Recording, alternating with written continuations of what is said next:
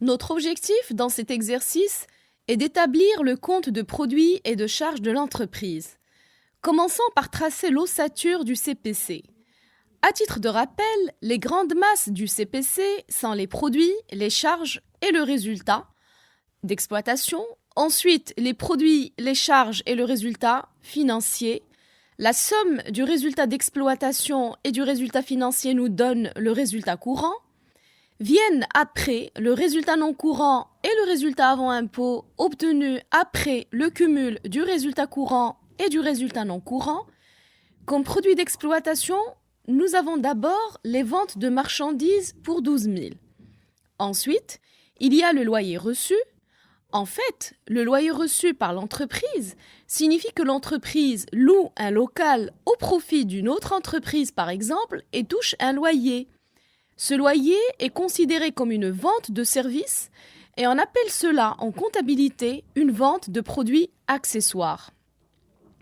Plus globalement, on met cela dans les ventes de biens et services produits pour 150, ce qui nous donne un total produit d'exploitation de 12 150.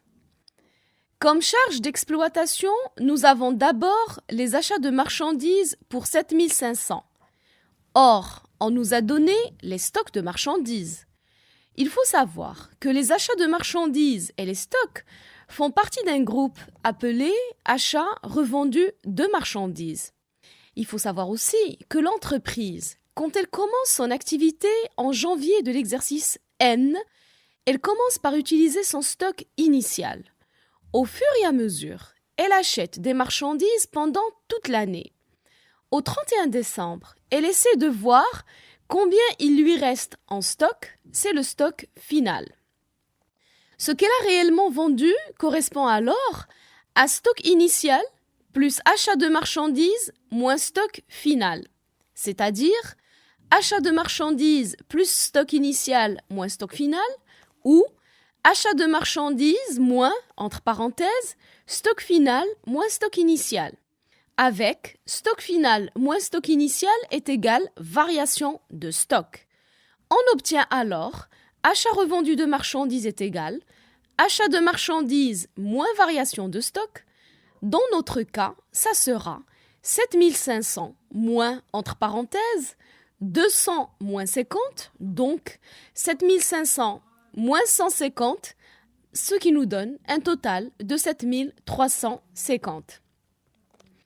Après les achats revendus de marchandises, nous avons les autres charges externes composées du loyer versé pour 175 et des frais de téléphone pour 150, ce qui nous donne un total de 325. Enfin, comme charge d'exploitation, nous avons les frais de personnel ou salaire qu'on dénomme charge de personnel pour 350. On obtient alors un total de 8 025. Passons à présent au niveau financier. Il n'y a pas de produits financiers. Nous avons des charges financières sous la forme d'intérêts versés.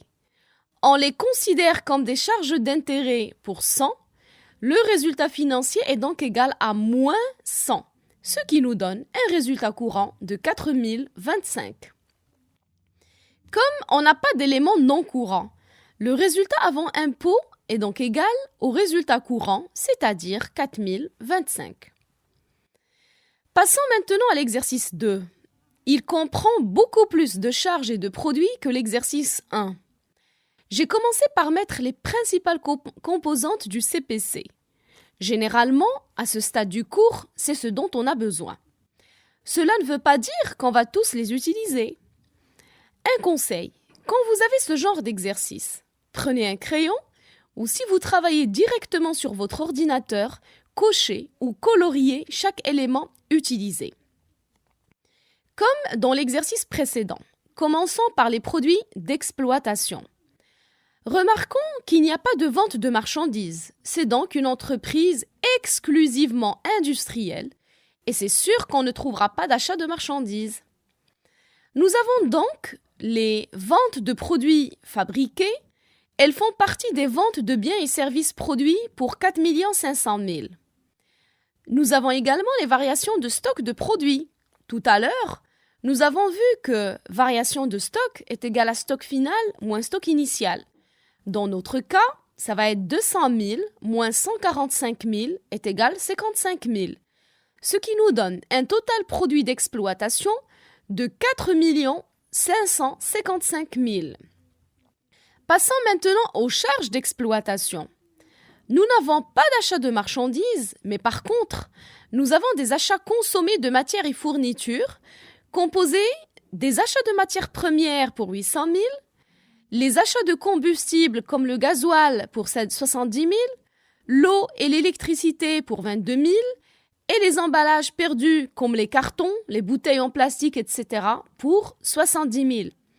Ce qui nous donne un total de 962 000, mais nous n'avons pas pris en considération la variation de stock comme ce que nous avons fait tout à l'heure pour les achats revendus de marchandises. Donc, de la même manière, les achats consommés sont égaux à 962 000 moins variation de stock ou stock final moins stock initial, c'est-à-dire 962 000 moins, entre parenthèses, 22 000 moins 30 000, ce qui nous donne un total de 970 000. Passons à présent aux autres charges externes.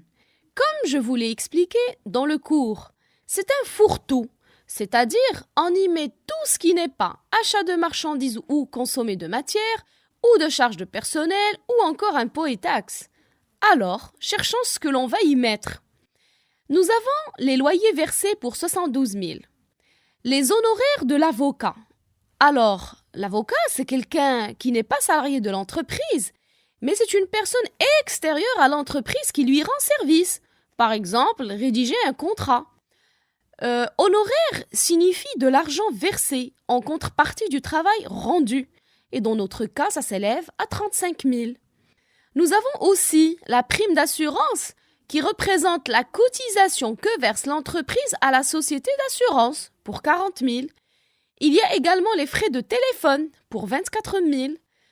La rémunération du personnel occasionnel, et il s'agit en fait de personnel non permanent pour 200 000, les commissions bancaires pour 1 500, l'entretien et réparation des véhicules pour 42 000, les cadeaux à la clientèle pour 60 000, l'abonnement à des revues spécialisées pour 5 000 et les dons versés régulièrement à une association pour 16 000. Comme je vous l'ai dit, les autres charges externes est un fourre-tout, ce qui donne un total de 495 500. Passons à présent aux impôts et taxes. Nous en avons pour 8 000 de vignettes, 26 000 de patentes et 8 000 de taxes urbaines, ce qui nous donne un total de 42 000. Comme charge de personnel, nous avons un montant de 650 000. On obtient alors un total charge d'exploitation de 2 157 500, ce qui nous donne un résultat d'exploitation de 2 397 500.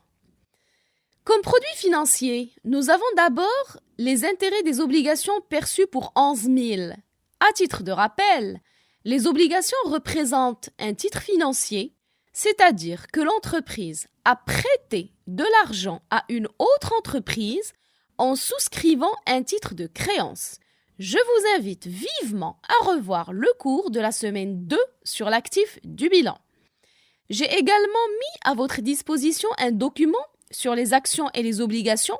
Vous le trouverez au niveau des ressources sur la plateforme MOOC. Donc, en contrepartie, elle reçoit un intérêt à l'issue d'une période donnée. Cet intérêt est pour l'entreprise un produit financier, car il a un lien direct avec la trésorerie de l'entreprise. On le considère comme produit des titres de participation et des autres titres immobilisés. Nous avons également les escomptes obtenus que j'ai déjà traités dans le cours pour 60 000. Ce sont des intérêts et autres produits financiers. Les produits s'élèvent alors à 71 000. Comme charge financière, il y a les intérêts sur emprunt. Ce sont des charges d'intérêt pour 15 000 et les escomptes accordés pour 45 000, ce qui nous donne un total de 60 000. et donc un résultat financier de 11 000 et un résultat courant de 2 408 500. On arrive enfin aux éléments non courants. Comme produit non courant, nous avons le produit de cession d'une machine ancienne pour 35 000 et comme charge non courante, la pénalité versée pour 25 000 qu'on considère comme autre charge non courante. Le résultat non courant s'élève alors à 10 000. Le résultat avant impôt est donc de 2 418 500. En enlevant l'impôt sur le résultat, on obtient un résultat net de 1 438 500.